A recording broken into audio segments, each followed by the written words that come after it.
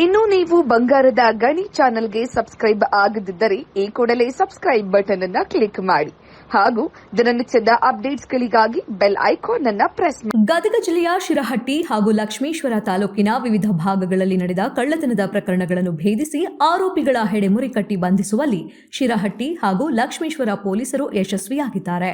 ಹೌದು, ಕಳೆದ ಜೂನ್ ಹಾಗೂ ಆಗಸ್ಟ್ ತಿಂಗಳಲ್ಲಿ ದೇವಸ್ಥಾನ ಕಳ್ಳತನ ಹಾಗೂ ಸರಗಳ್ಳತನ ಮಾಡಿದ ಗ್ಯಾಂಗ್ ಈಗ ಪೊಲೀಸರ ಬಲೆಗೆ ಬಿದ್ದಿದ್ದಾರೆ.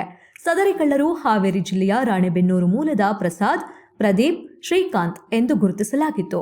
ಇವರು ಹಾವೇರಿ, ವಿಜಯನಗರ, ಚಿತ್ರದುರ್ಗ ಹಾಗೂ ಶಿವಮೊಗ್ಗ ಜಿಲ್ಲೆಗಳಲ್ಲಿ ಸಹ ಕಳ್ಳತನ ಮಾಡಿದ್ದಾರೆಂದು ಮಾಹಿತಿ ಲಭ್ಯವಾಗಿದೆ. ಬಂಧಿತ ಆರೋಪಿಗಳು ಒಟ್ಟು 8 ದೇವಸ್ಥಾನಗಳು ಹಾಗೂ 7 ಸರಗಳ್ಳತನ ಮಾಡಿರುವುದಾಗಿ ತಪ್ಪು ಒಪ್ಪಿಕೊಂಡಿದ್ದಾರೆ.